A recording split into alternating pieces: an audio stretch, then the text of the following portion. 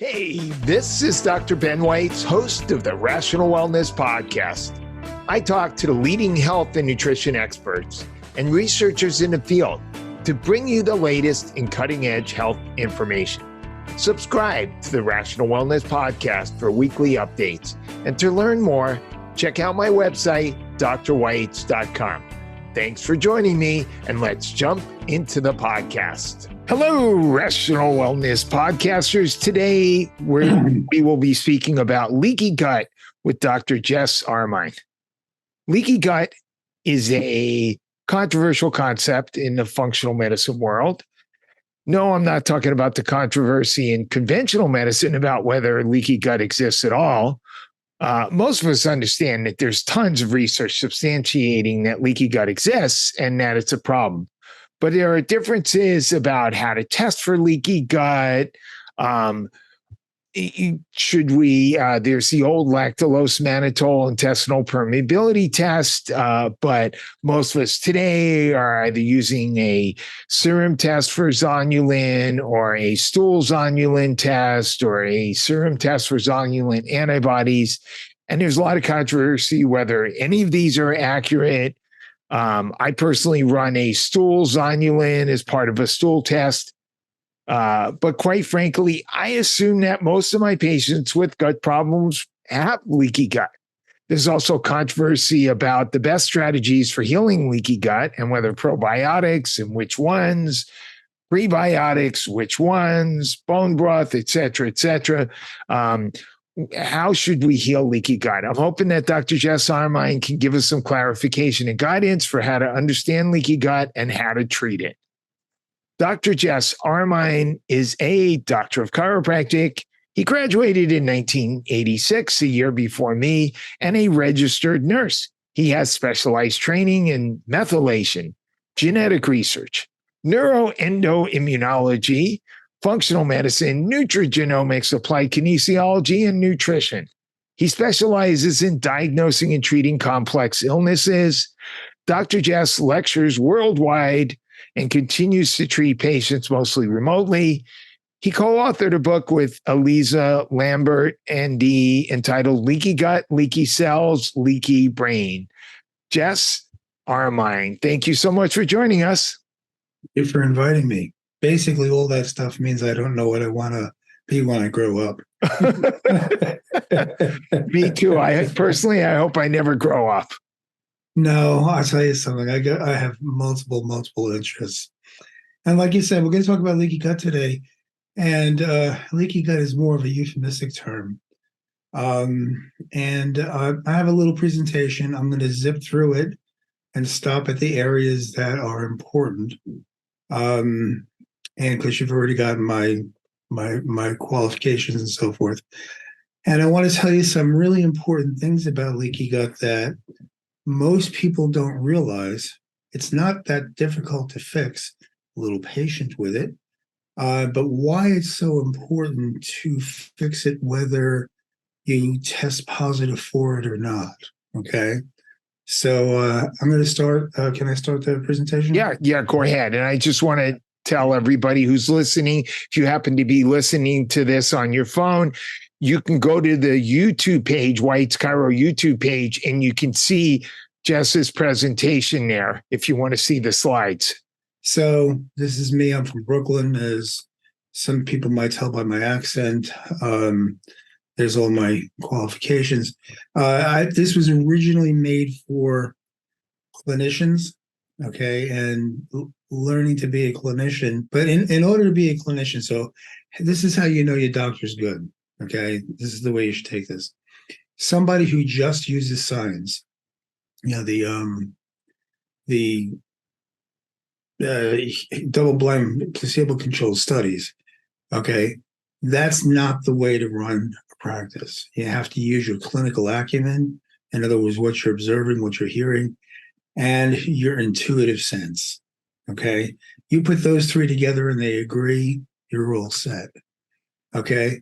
Albert Einstein, I think the reason that we have so many problems in healthcare today is that we base our treatment just on scientific evidence. We don't take observational or anecdotal evidence into consideration. I mean, how many moms out there go to the doctor, say, I think it's blah, blah, blah, blah, blah, and the doctors just laugh at you and go their own way. We ignore intuitive insight and we forget the wisdom of Albert Einstein, who said, the intuitive mind is a sacred gift and the rational mind is a faithful servant. And we've created a society that honors the gift, honors the servant, and has forgotten the gift. Okay, so you know you have a good doctor when they're eclectic and they listen to you and they consider all possibilities of everything. So guess what? I just gave you a big gift there. Okay. So what you're saying is if we just feed our symptoms into artificial intelligence and it spits out a pharmaceutical prescription, that's probably not the best medicine. That's the way of the world now. And that started in the 1970s. Okay. The reason that we have these things that we call diagnoses, OCD, ADD, ODD, oppositional defiance disorder, okay, are diagnoses, which are not diagnoses, they're descriptions that are put in place so that we will have a pharmaceutical protocol to follow. Not for any other reason, not for saying, hey, why is that like that, and go backwards. They just say, okay, here's the end result. This is the way we want you to treat it. We could get into that for hours, by the way. Okay, so what you're always looking for is a doctor who's going to put the puzzle pieces together. Because honestly, it doesn't really matter how many courses you've taken, how many degrees you have, how much you know. If you can't put those puzzle pieces together, it's all for naught. Okay? And really, leaky gut is a importance of the cell membrane. You know, the cell membrane is the thing that covers the cell. We think of it as a piece of cellophane, but it's not. Okay, the cell membrane is critical. Okay, it keeps what's supposed to be out, what's supposed to be in. It has all the various receptors on it, and I won't get crazy with it. Okay, and it's made of phospholipids. Okay, in other words, if you can't conjugate your fats or lipids, you're not going to be able to make your cell membranes. Okay. I was putting this here for the doctors because the next one was for the mitochondria, that thing that makes your energy, and that uses a different kind of phospholipid. And again, I'm not going to get into that. Okay. All energy comes from the mitochondria and is run through the cell membrane through this particular organelle called ATP synthase. Again, I'd love to give you a long explanation of it, and it's not all that hard because I make everything easy. Okay, but it does take a bit of time. So the fact is that I want you to remember this is the takeaway. Okay, before we even get into leaky gut, that the master of the cell is not the nucleus; it's the cell membrane. If your cell membranes are holy or leaky, okay, nothing is going to work because it involves everything. Okay, but in a good gut, by the way, you see the cell membrane, okay, over in here, and that prevents all these bad guys from getting through. And everybody's talking about the tight junctions or the mucus layer and so forth. The fact is that once this opens up, okay, all this bacteria, all the antigens and stuff can get in. And what happens then? Okay, what causes this, by the way? Things like bacteria, medications, too much alcohol, lots of inflammation. We are an inflammatory society. Chemicals, lack of fibers, lack of something that creates butyrate, okay, and a lack of friendly bacteria. And you can see here where a normal gut has these little hairs here, and that just creates more area for absorption. Whereas, let's say a celiac intestine, it's so inflamed that you have not much area for absorption. So those are called the villi. Yes, these are called the villi. I like to call them fingers because it's easier to remember than villi.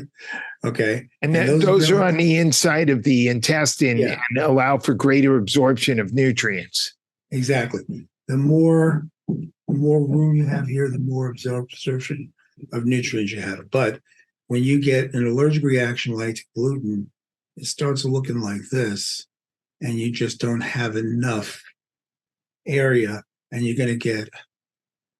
not only going to get pain, but you're not going to get the absorption you're looking for. Yeah, you're going to get nutritional deficiencies, significant. Absolutely.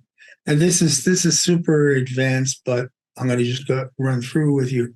What happens is once the antigens get through, once these cells start dying, and that separates the cells, the antigens get through and they interact with the immune system.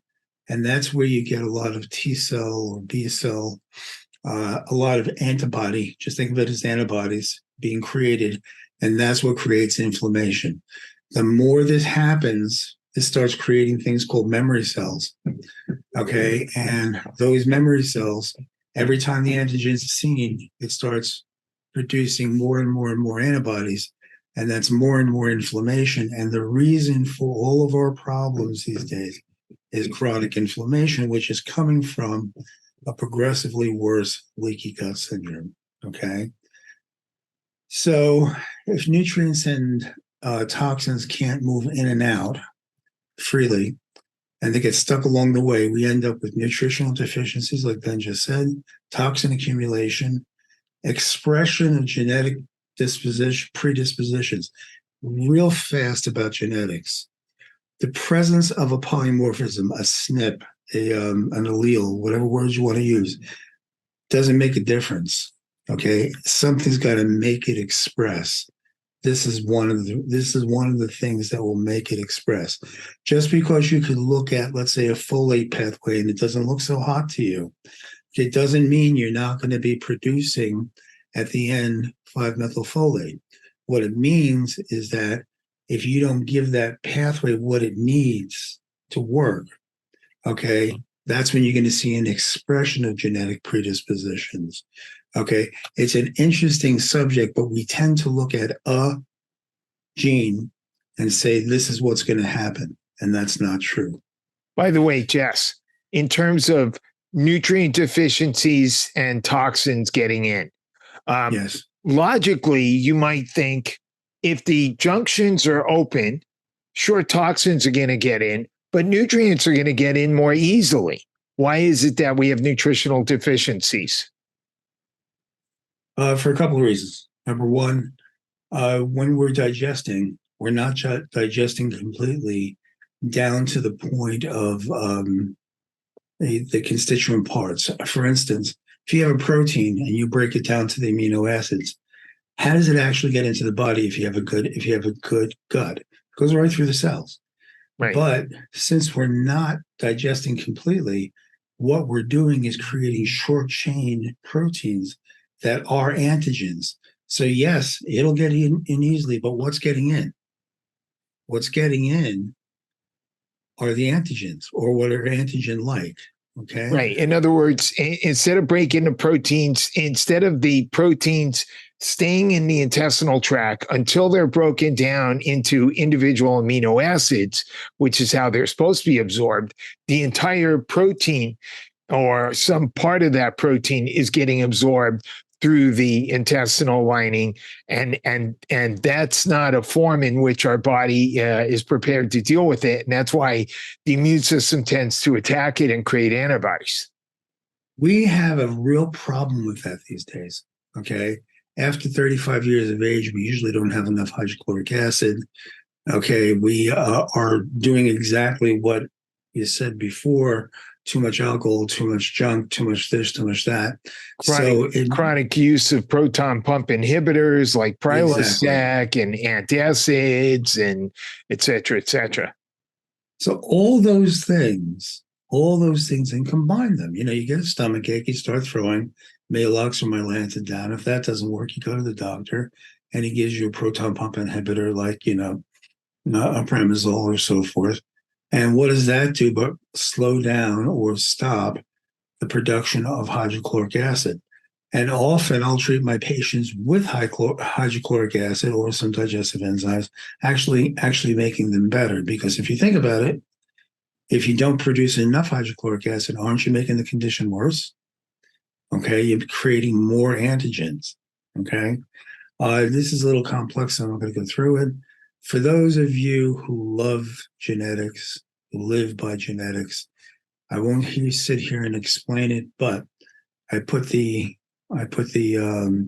genes that are associated with leaky gut syndrome and their explanations. So when you want to repair, why do we want to repair? Wait a minute. Let's go back to those genes.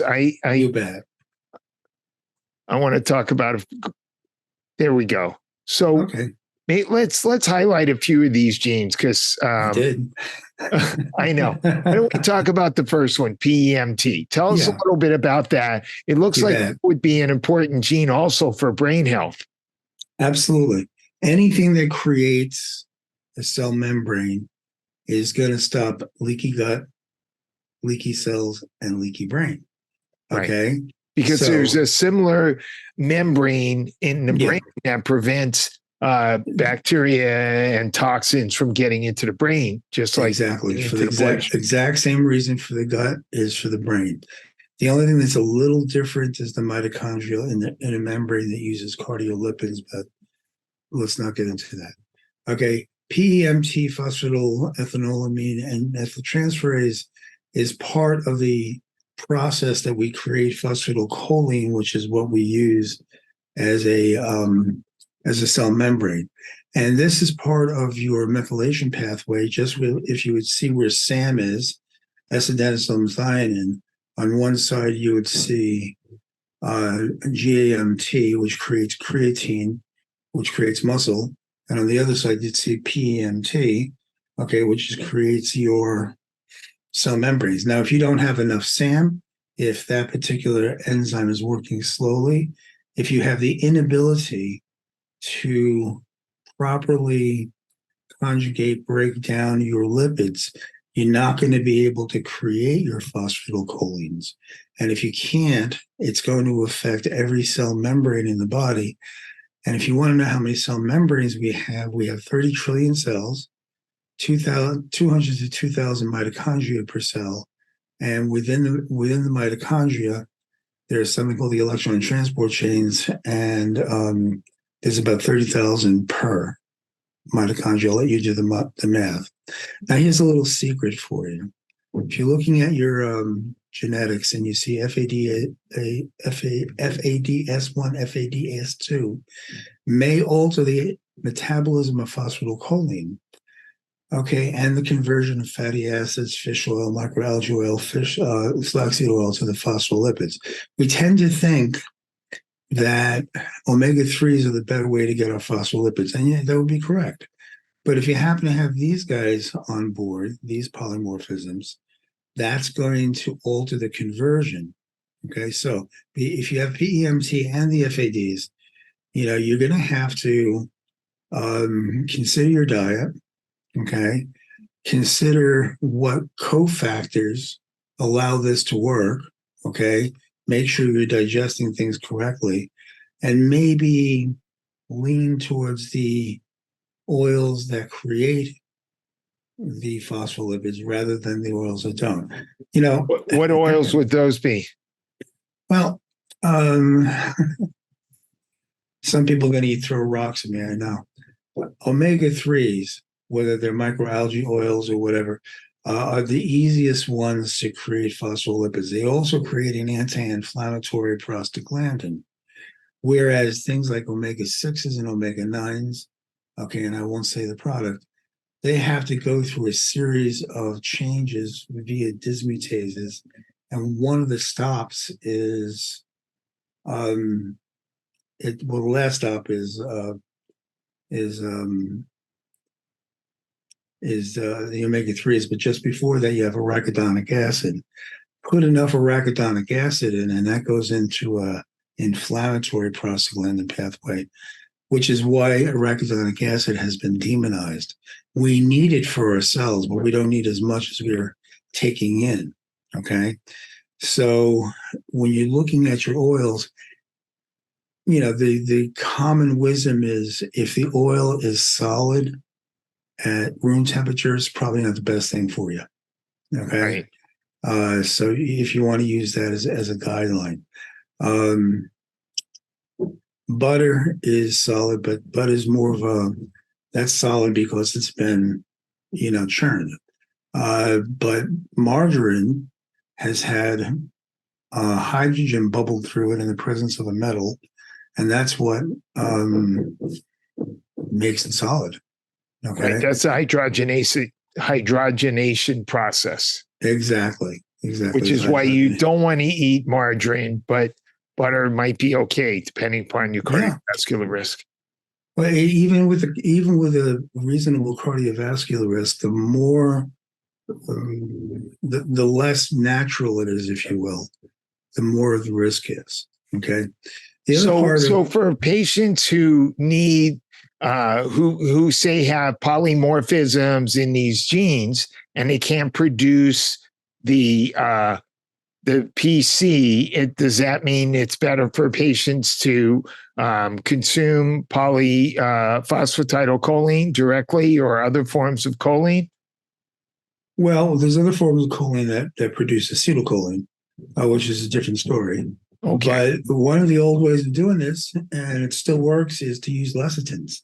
Right. Which is phosphatidylcholine, right? Which is phosphatidylcholine, phosphatidyl, inositol, phosphatidyl, and ethanolamine. Right. Okay. The problem these days, when I was first starting this, and everybody was using soy lecithin. Okay. Right. And now everybody's using sunflower lecithin. Exactly. But you know what? There's another lecithin you can use if you're not allergic to it, is egg lecithin. Okay. That works just as well. Okay. But given what you have, there are liposomal PCs out there. Okay. There are emulsified PCs. Okay. Emulsification is when the lipid is broken down to a small little drop called a mycel. And where you see those villi, that's where they fit in. Okay. So there are ways around this. There's a lot of tricks up the sleeve to start getting but what do you really need to do? Fix your digestion. Right. Okay. Fix digestion. Let's just touch on this one other gene too, because this is another important one. Is this diamine oxidase, and this is often mentioned when we're dealing with patients with histamine intolerance or mast cell activation syndrome, that they may lack this enzyme that helps break down histamine. There's two paths to breaking down histamine: the extracellular and intracellular. The extracellular, okay, the first enzyme you're going to run into is diamine oxidase, which is also known as ABP, the AOC1. You'll see it like that. And what that does is start breaking histamine down to an aldehyde. Now, understand that it also produces ammonia. Okay. So then when it gets down to the aldehyde stage, it's a big long word with the ending aldehyde. So whenever you see that, just think of formaldehyde. It's much easier. Okay. Seriously. You ever try and pronounce one of those words? Okay. And even acetaldehyde or acetaldehyde, there's only one carbon off, and it sounds like, oh, I'm saying this big scientific word, but if I say formaldehyde to people, they understand that. Okay. It may not be as injurious as formaldehyde, but you get the idea. Right. The next set of enzymes is the aldehyde dehydrogenase family, which breaks the aldehyde into acetic acid, which is vinegar, and that's much more easily excreted by the body. That's the whole idea. Internally, intracellularly, we use HNMT, which SAMe is the cofactor. That creates N-methylhistamine, and that is broken down by MAOANB to another aldehyde, okay, with a big long name. Okay, and then the aldehyde dehydrogenase family breaks that down to acetic acid. there's a side pathway that's run by NAT2, which uses B5, and that creates acetylhistamine, which is for some reason more easily excreted. Okay, but there's two things about histamine you have to know. One, what's creating it? Okay, it's not just a matter of how well we break it down. It's what's causing the extreme stimulation of one of the receptors to release it, and why it's being created, which is, because of what a particular condition you have. And then it's a matter of how quickly you can break it down. Okay. Most people are concentrating just on this, okay, which is not a good idea. There's your HNMT, NAT2. Your FUT2s, I'm going to get smacked around about this also, okay, has mainly to do with your B12 conjugation. And I know that there's a secretor and a non-secretor type, okay, but I think the people who concentrate on that are concentrating too much on it, okay? And this has more, in my opinion, to do with B12 than anything else. Okay. Okay. So repairing leaky gut. Why do we want to repair it? Well, let me tell you a secret. You had mentioned before that there's been a lot of testing out there. Right. Okay? And should we test for leaky gut? I'm going to tell you no. And I'm going to tell you why. If anybody has a chronic illness, they've got leaky gut. Okay. And that 1/10 of 1/1,000,000 of 1% that don't, this is why it's not dangerous. Well, let me just put you on the spot for a second. How do you know that? How do I know what? How do you know that most people have leaky gut? What's the gold standard? Is the lactulose mannitol the gold standard? Inflammation. But you can have inflammation without leaky gut, right? Really? Most of leaky gut. Wait, listen to my explanation first. Okay. And then then decide whether my rationale is reasonable. Okay. If you have leaky gut, you're going to create progressively more inflammation. It's going to start out as food intolerances, then overactive immune systems, and autoimmunity of all sort, and then dysautonomia. That's kind of the way it's going to go. Okay. Yeah, now, I have no argument with that. Well, that's good because we're all in agreement that, it's a little complex when you think about it. But I'm just saying, from a scientific perspective, we want to make sure we're on firm ground when we say, most patients have leaky gut. Okay, so whenever you decide to treat someone, okay, the very final arbiter is the risk-benefit factor. Okay. So if what you're going to do has very little risk and a very high probability of improvement, then you kind of give it, okay, that's going to be all right. Right. Now, when I go to treat leaky gut, I'm going to try and recreate a mucus layer.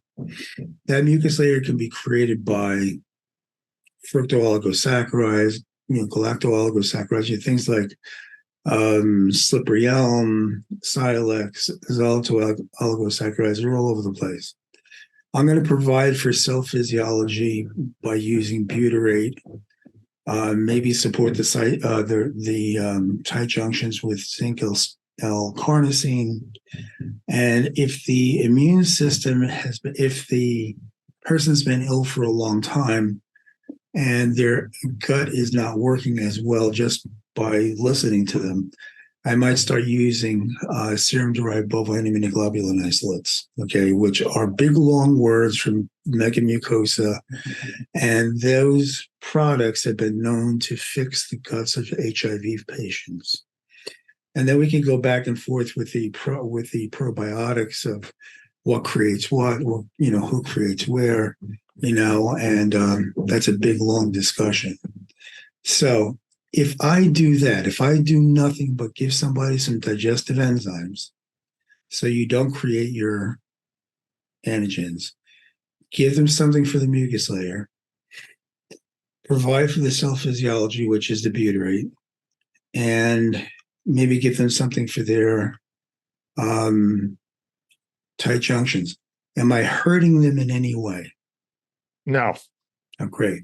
All right. Now, if someone has leaky gut and they took a zonulin test, and the zonulin test was negative or below whatever, so forth and so on, for whatever reason, you know how tests are, and I don't treat the leaky gut, am I hurting that person or not? And the reason I would say I'm hurting them is because since most people, they're going to be hurting their guts and antigens are going to go through and inflammation is going to build up, that inflammation will constantly get worse and worse and worse until, yes, your tests will become positive. Okay. But you're not helping them as much as if you treat them at this real basic level with these real simple things that need to be done anyway. Okay. And the probability that I'll hurt them is very little. But if the probability of not treating it, the probability of them getting hurt is quite high. Well, then another question that comes out of this same way of thinking is if we're just assuming they have leaky gut, and there's no reasonable way to test for it to be sure that they have it, how do we know how long to treat them for this? How do we know when the leaky gut is better? Or are we just basing it on symptoms? Well, to a certain degree, you're basing it on symptoms. Okay. Okay. To a certain degree, when you give somebody vitamins and minerals that you know are getting into the cells, when do you stop doing that? Well, vitamins and minerals, a lot of them I consider just something that you should take for the rest of your life. I agree. Okay. And if somebody has a job that has a lot of stress, they may need to do a lesser version of this, so that it doesn't keep coming back. Personally, I will stop treating the leaky gut, and if certain symptoms start coming back, okay, you start seeing the buildup again, then one of two things: either you haven't fixed the leaky gut, or it's whatever is causing the leaky gut is taking over again. And remember, it's not just this. We still have to look at things like H. pylori. We have to look at dysbiosis. We have to look at SIBO. I'm just talking about real basic bioterrain work, okay? Right. That is normally ignored. That's the problem. It's normally ignored, and that's why people don't get better. It's not just leaky gut. It's the whole bioterrain thought pattern where, you're not giving people absorbable vitamins and minerals. When I say absorbable, if you take something like that little 1-a-day pill, which is Italian for, but if you take, seriously, if you take something, I'll give you a real good example. Ladies are being told that they're going to get their calcium to prevent osteoporosis by taking what? Calcium carbonate. Okay. Yeah. Well, I'm sorry, calcium carbonate, the last time I took chemistry, when you put calcium carbonate in hydrochloric acid, you get the bicarbonate ion, which neutralizes everything, which is why it's Rolaids and Tums. But the calcium combines with the chloride, becomes a rock, becomes limestone. Yeah. Okay. And when it becomes limestone, that's a white stuff that builds up in your pipes. That's right. Okay. So you're not getting ionic calcium, are you? Right. That you need for your bones. So you can't, let's face it, not only have to do your own thinking, you can't trust the vitamin companies. You have to get a vitamin that has been made to absorb really, really well so it gets into the cells. Now, there are liposomal vitamins, there are liquid vitamins, there are some very well-made powdered vitamins that will actually preferentially get into the serum and then get into the cells. If your vitamins and minerals don't get into the cells, you're not going to get better. Why? Because all those biochemical processes, they need those cofactors in order to run. Okay. I would like to say that I think everybody should take a multivitamin and better to take a higher quality, more absorbable one. But even taking just the basic multivitamin, we just had a study showing that taking Centrum, not that I'm a big fan of Centrum, but study. people who took a Centrum had a significantly decreased risk of dying from cardiovascular disease. Okay. So the people who did the studies, okay, let's not go down there. All right. Well, who pays for studies, right? Who pays for studies? Way back when we were in school, when you listened to a scientific study, it was the greatest thing for insomnia. Because you had this guy talking, okay. But now you got to be careful in who's doing the study, okay. And when I look at a vitamin, I'll look at each form of vitamin to see if in my head it's absorbable. Okay. And that's fine.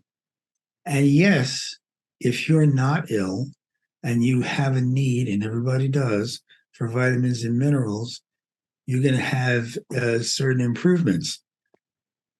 I don't know I'd go as far as saying that it's going to prevent cardiovascular disease, or is it less of an incidence? I'd read the study over again. Then I'd see who was doing the study and how they did it, and yada, yada, yada. Right. Is it right? Yeah. Is it right to say that somebody gets a good absorbable vitamin and Centrum is not? I'm sorry. Right. No, I'm not a big fan of Centrum. I don't like the fact is that the principle is correct. Right. The product is wrong. So now, in terms of healing the leaky gut, a lot of us in the functional medicine world are using some version of what Jeffrey Bland called many years ago a 4R program, and that's often Dr. Bland explained it as replace, restore, replace, remove, reinoculate, and repair.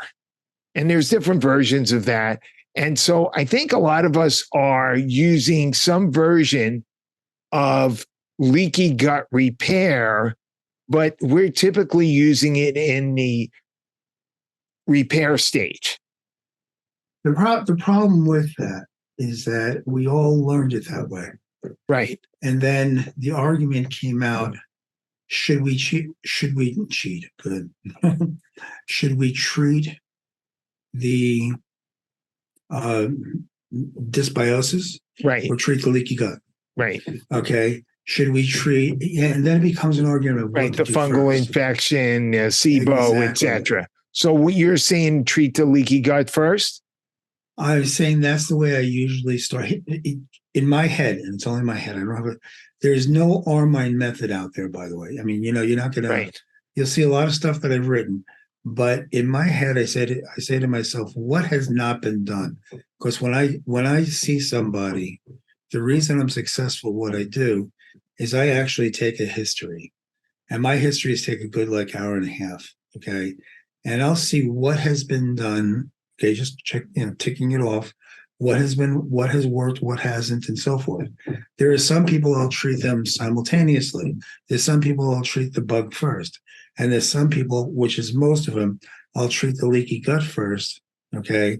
Which includes the vitamins and minerals and maybe some liver cleansing and so forth, so I can get their body to a more alkaline state, to a more healthy state, which makes it easier for me to go after the bugs. The fact is, the bugs love an acidic environment. You make that environment inhospitable for them. You won't kill them, but you'll slow them down. See, in the 1980s, if you remember, everything was Candida, Candida, Candida, Candida. Okay. And they used to put people on these horrible, horrible, strict diets, and everybody stopped because it was too strict. And it didn't kill the Candida. Slowed them down to a crawl, but it didn't kill them. You can't starve them out, because all they'll do is go back into their little capsules and hang out like this. Because they've taken those capsules out of the intestines of mummies, put them into put them into a nutrient broth and they start replicating. Okay. So Right. you're not going to get away with it. All right. And that goes for most things. But if you want to make the fish better, okay, you treat the water. Right. You want to make the body better, treat the body, then treat the bug. That's not always true. Yeah. So essentially, you're telling us that what we want to do is do the repair first, then do the remove. Excuse me.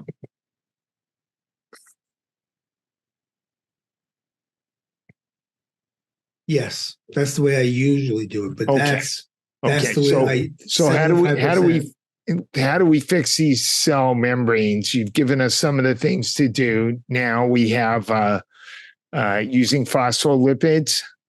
Well, you can use, if you want to fix the cell membrane, right? You want to give it what it needs to fix. Okay. Right. So aside from the vitamins and minerals and everything else I said, if you want to supply people with phospholipids, you can either give them phospholipids or they're going to need, and I know I'm going to get it, they're going to need animal fats. Okay. Or they're going to need arachidonic acid. I know my vegan patients will, really go after me for it. You also want to think about butyrate, okay? And there's a liquid butyrate that I suggest, which, because if you open those butyrate capsules, it smells like somebody dragged a dead body into your house and left it there for 2 weeks, Or Gut Plus or Tributyrin 350 is butyrate that's been put into a triglyceride, so it kind of spreads it out, kind of time releases it. If the immune system is weak, in your opinion, okay, or you have a test that you're looking down, you say, "Oh my God, that's just a weak immune system." Okay, you can safely help that by using the serum-derived bovine immunoglobulin protein isolates, and they're sold as SBI or Interrogam.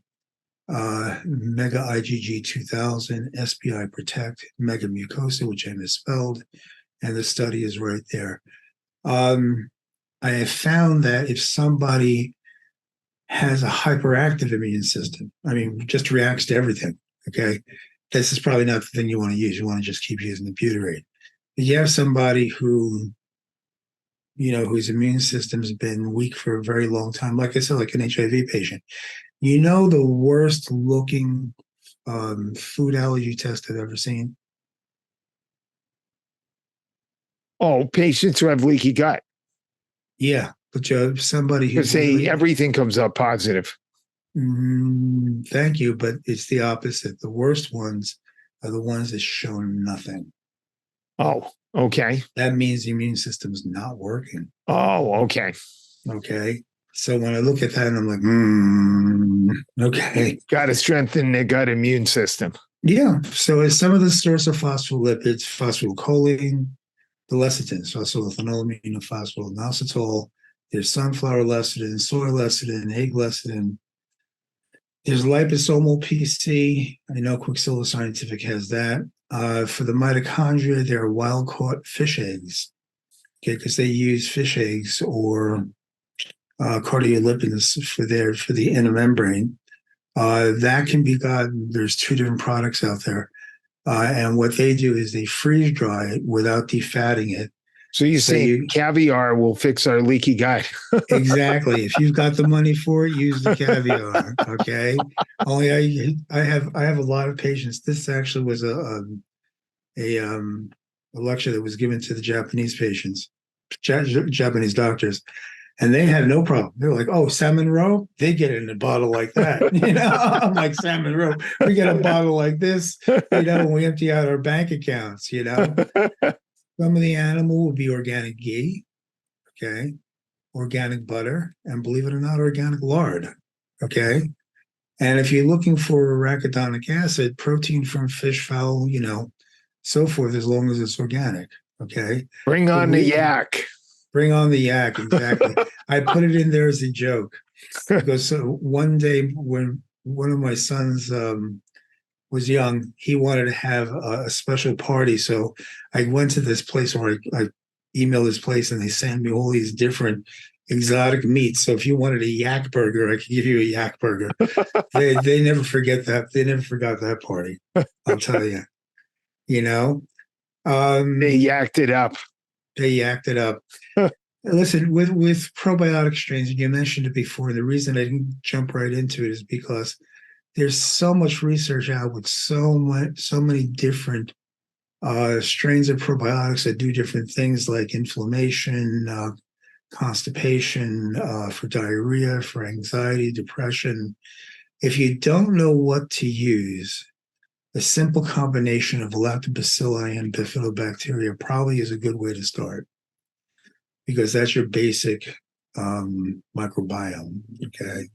I personally use something that's a spore-based biotic, okay, because they tend to hold on to the insides better, make a spore biotic, stuff like that. But that's just me.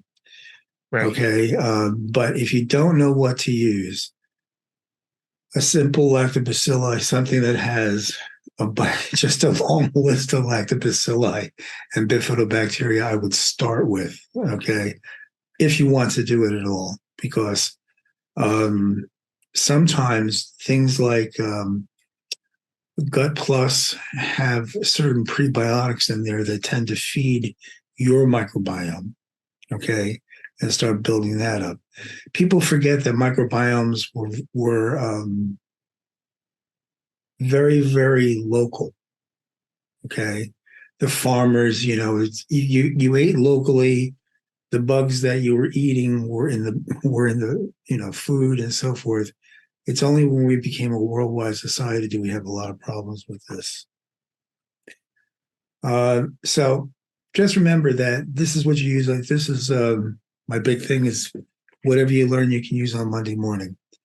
Cell membrane integrity is an integral part of life's function. You can't ignore it, and most people do. You can't heal without patent cell membranes. Okay? You just mentioned probiotics. We now Yes. have some newer probiotics on the market, such as Akkermansia mucinophilia. Is that something that can be helpful as far as mucous membrane restoration? Yeah, there's a bunch of them that are new. And I like to, and I'm not passing the buck, but that's one of those things you should discuss with your practitioner, because there are real good new ones. If you have a lot of oxalate crystals, okay, HU58, which is a very large amount of Peter brevis. I forget the exact name. Okay. But what it does is it's 2 seconds.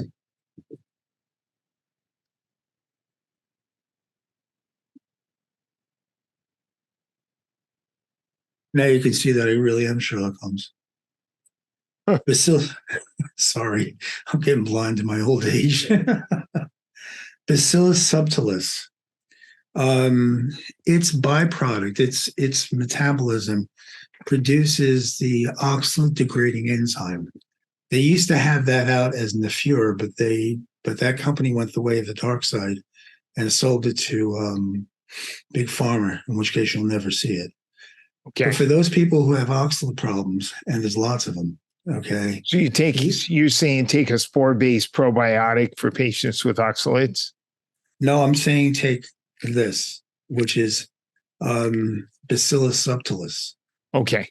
Okay. Now, in the Megaspore biotic, there is Bacillus subtilis. Right. This I give one bottle for a month because it has an enormous amount in it. It's okay. And the name of that product is called HU58. 58. Okay. So you want to give people a high dosage of Bacillus subtilis for about a month, and then they go to the Megaspore. The other product, Megaspore. Thank you. Okay, great. And that works really well. But that's in my opinion, that's where you start. And it's really not hard to reestablish a cell membrane because the body wants it, and the body wants it's going to suck it right up. So basically, if you fix the cells in the membranes using absorbable vitamins and minerals, sources of phospholipids, cardiolipids, fix the gut, the mucus layer, using some kind of, there's several different things. Some people are allergic to the fructooligosaccharides, which case you can use oligosaccharides. If they are allergic to everything, try something called Sialex. The enterocytes can be healed with the SBI, maybe, and butyrate, and you go on from there. Okay. But liver cleanse, microbiome, you can't go wrong. And I should have put digestive enzymes on the top. You can't go wrong by doing a core treatment on somebody. So on the average, how long should a course of leaky gut treatment last? Well, something here, you ask a really great question, because when you and I first started, okay, it would have taken a year, 2 years, whatever. Now, anywhere from 3 to 9 months. You remember the Model T cars? Yeah. It actually, I've been doing just like you have. I've been treating leaky gut before it was called leaky gut. And then I was treating leaky gut when everybody was laughing at me. And then I was treating leaky gut when, like you can always tell the pioneers because they have the arrows in their backs, And then it became a thing, and lots of different products started coming out. I remember the Neuroscience Corporation had a box of products that you did one thing after another, and we're just progressing along with each portion that can be fixed. The biggest research right now is in mitochondrial function. If you can get the mitochondrial function back, if you can fix the inner membrane, okay, then you don't lose all those protons and you run ATP synthase. Now, I didn't go through that. That's why it's not understandable. But, the fact is that it's getting shorter and shorter, depending, of course, on how sick the person is. So on the average, 1 to 3 months? No, more 3 to 6.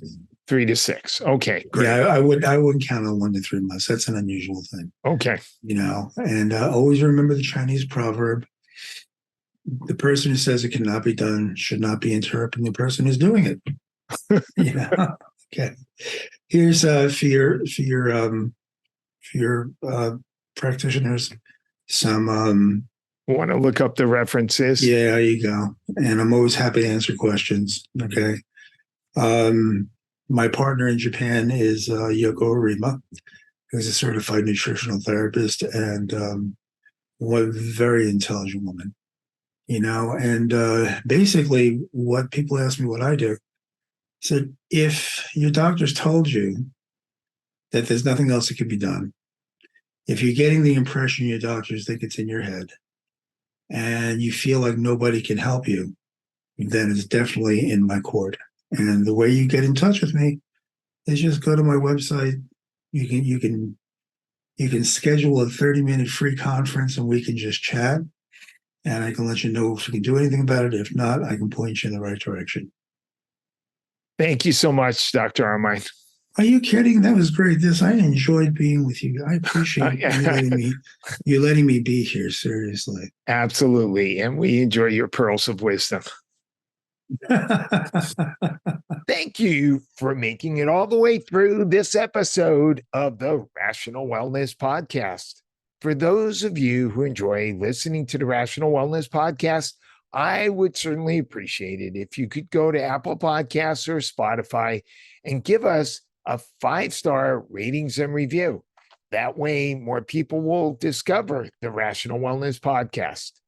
And I wanted to let everybody know that I do have some openings for new patients, so I can see you for a functional medicine consultation for specific health issues like gut problems, autoimmune diseases, cardiometabolic conditions, or for an executive health screen, and to help you promote longevity and take a deeper dive into some of those factors that can lead to chronic diseases along the way.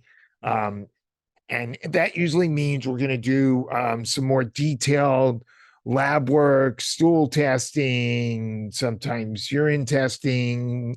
And we're going to look at a lot more details to get a better picture of your overall health from a preventative functional medicine perspective. So if you're interested, please call my Santa Monica Weitz Sports Chiropractic and Nutrition office at 310-395-3111, and we can set you up for a new consultation for functional medicine. I'll talk to everybody next week.